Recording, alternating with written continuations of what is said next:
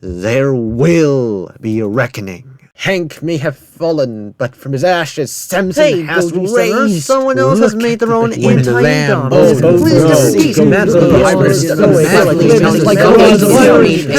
Alright. Goji Center did pop some shots towards Samson.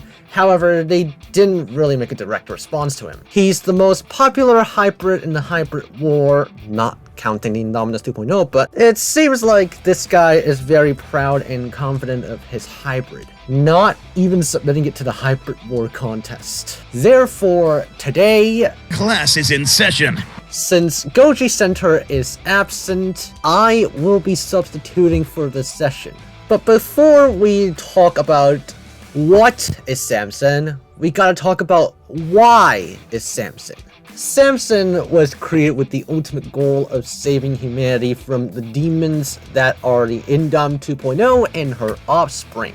On paper, Samson is a very strong hybrid, with high discipline towards congruity and basically everything backed up by a genetic contributor, every trait backed up by a genetic contributor, including the blue whale size. Well, except for one thing that we'll get to, but Madly may have left some glaring weaknesses with his hybrid. Goji Center said that for every strength the contributor gives, there could be certain drawbacks. And so, with that out of the way, let's finally begin to address, well, the elephant of the room. So, we got 7 contributors. The Paleoloxodon provides the base for this hybrid. And the Paleoloxodon has those tusks, a very good brain, has a lot of powerful senses, it has thick skin, and a bony bone structure on top of the head, and that serves as an attachment to neck muscles. The blue whale gives Samson his size as well as the cardiovascular system, particularly the heart and lungs. It also gives Samson a flexible rib cage and pleural cavity, as well as a very strong liver. One thing to note about Samson is that he has denser bones and stockier legs. There isn't any genetic contributor to back this up. Even the African dwarf croc, even with the Indominus 2.0, its shorter hind limbs are the result of the African dwarf crocodile. Okay, to be fair, this video was made before Goji Center added in those rules. The Glyptodon provides the rounded armor and the devastating tail, as you can see here. The Megatherium provides hind limbs as well as the heel bones, as well as those claws on Samson's nubs. The bighorn sheep provides those horns to protect those ears and the amount of force they can take. The fruit bat provides immunity to diseases. And finally, the scaly-footed gastropod provides pyrite armor for Samson. And it's also there to try and make Samson handle internal heat better, and as well as that, Samson is going to lay eggs like the scaly-footed gastropod. Finally, here are the estimates of Samson. Those estimates are huge, man. Big numbers. Now, to give Madly Mesozoic some credit, on paper, Samson is an incredible hybrid and worthy of being the righteous beast. It is very powerful and congruent, it's protected from basically every attack from the Indominus 2.0, and most importantly, it's able to disperse heat. Well, at least on paper. But, you know, as they say, Samson also comes with weaknesses. Big weaknesses. Weakness number 1. Size. Yeah, you guys have seen this coming for a long time. Unfortunately, when it comes to this build, 83 US tons is just too much, making him almost immobile. Unfortunately, when it comes to this build, 83 US tons is just too much, making him almost immobile. The reason why sauropods can reach this amount of weight, this amount of mass, is because they have those air sacs that allows them to grow super huge. This is also exactly why the Ultimasaurus Imperatrix was able to enlarge itself from the original Ultimasaurus counterpart, thanks to the Alamosaurus air sacs. Samson doesn't seem like he has air sacs. Not to mention, Samson does not have enough musculature to move its body at such high mass. And so, to compensate for this, Madly attempted to put blue whale organs onto the hybrid. However, organs have adaptations to water. For example, the heart beats much slower during a deep dive. Also, is the exact reason why blue whales just don't explode. So, putting those organs on a terrestrial animal without those adaptations may cause some problems. As well as this, the blue whale's weight disparity with other contributors could also be a problem. The reason why this hybrid called the Stratofortress was able to get away with 19 US tons despite having an elasmotherium as the base is because, one, its largest contributor, the Paraceratherium buctiense, is largely congruent to the elasmotherium build. And second, its horse DNA also allows it to be safe when it comes to organs. The Paraceratherium and the horse are both terrestrial animals, whereas a blue whale is not. I get that Madly is trying to make biblical references to Samson, but I'd say that the more optimal range is around 20 to 30 tons, at maximum around 40. 80 is just overkill. Which now brings us to our next weakness. Weakness number 2. Horns. I think Madly forgot one thing about those horns, that they grow constantly. There is a reason why big horn sheep's horns had to be cut every now and then. With how big those ingrown horns are, they may pierce through Samson's skull, which is a terrible thing. There seems to be no mention of neural spines to hold the horns up. That means that Samson has an increased risk of breaking his own neck.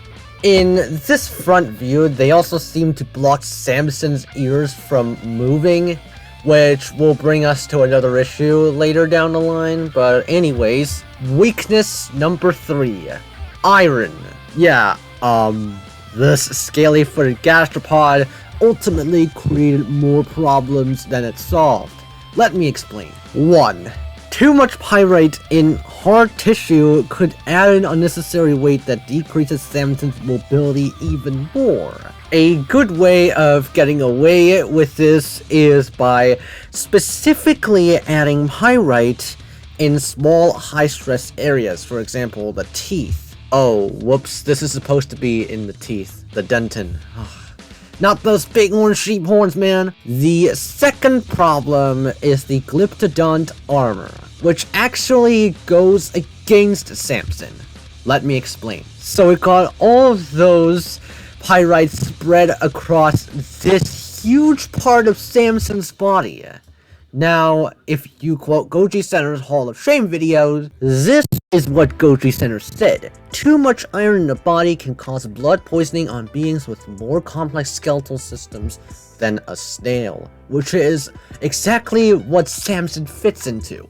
And here, another one. Superfluous amount of scaly gastropod metal armor at the scale could cause blood poisoning. And then there's also the fact that Madly tried to apply those pyrite stuff all into the soft tissue as well. Oh my god, hell no. I think there is a reason why some of those creatures in the honorable mentions got away with adding in gastropod DNA. It's because they only specifically put it in hard tissue. And they are also half the mass of Samson. That means they are still quite mobile. If iron poisoning does not kill Samson, then iron deficiency should do the trick. Because of the fact that most of the iron supposed to be in the bloodstream is transferred to the bones. It just makes Samson's blood have not enough iron. That means it's going to have iron deficiency anemia. Not to mention that it has a low intake of iron compared to predators, because Samson ultimately is not a predator. And finally, the process in which bone mineralization and snail shell material depositing is completely different, and they independently evolved, which means that those two mechanisms are highly unlikely to function together. That means Samson is going to have even more issues when trying to create pyrite armor. The scaly gastropod also brings in another issue. Weakness number 4, metabolism. The scaly-footed gastropod manages to do what it does because its metabolism is much lower than even sloths. Animals intaking hydrogen sulfide as a food source, including the scaly gastropod, have this same extremely low metabolism. And unfortunately for the behemoth, he can't really intake hydrogen sulfide 24/7 due to his mouth anatomy, which is not even considering the teeth condition over time. As you can see here, it's just not looking good for Samson at all. However, the final weakness that we're going to be discussing is going to be the main thing that kills him. Weakness number 5, heat. You all have seen it coming, haven't you? Now, the scaly gastropod's enzymes are specialized for specifically shaped mollusk proteins. However, Samson tried to incorporate those proteins, but putting those enzymes on a mammal that produces a lot of heat is going to denature those enzymes. Those proteins are also going to denature at stupidly high temperatures. Simply put, the mollusk proteins and enzymes are just not enough to prevent a mammalian cell from literally denaturing. It might solve internal and external heat issues for a short time, but ultimately he's still going to cook himself. Those bighorn sheep horns and glyptodon round armor may reduce surface area for the heat to dissipate, which means that Samson is still going to be an oven. And finally, the Paleoloxodon ears are not as big in dimensions as African elephants, making heat dispersal more difficult. After analyzing Samson, it seems like Samson has literally just died before he could even see the Indominus 2.0. What is the cause of death? Well, it's a combination of heat stroke, broken legs, a broken neck, pierced skull, failure to solve iron issues, and finally committing the deadly sin of gluttony. So much for trying to be the savior of humanity. Now, don't get me wrong, Samson is a fantastically designed hybrid, I'll give it that. And he's also probably the main reason why I decided to enter the hybrid war in the first place and use a herbivorous animal to combat Indominus 2.0. Samson is a big inspiration for me, and I won't deny that. However, unfortunately for Samson, and unfortunately for humanity, it is clear that the demon gets to live for another day. Thank you guys for watching. Also, no hate to Madly because Samson is a fantastically designed hybrid once again. Hope you enjoyed this video. I'll see you all in the next one.